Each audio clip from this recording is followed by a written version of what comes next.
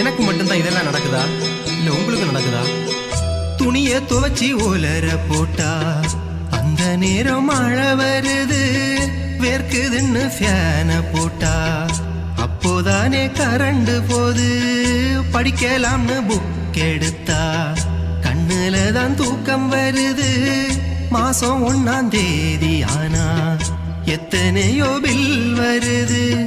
Helmet போட மறந்து போனா அன்னைக்கு அங்க போலீஸ் பிடிக்கும்.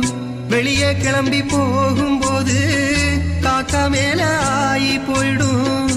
ஏடிஎம்ல பணம் எடுக்க போனா டெம்பரரி அவுட் ஆஃப் சர்வீஸ்.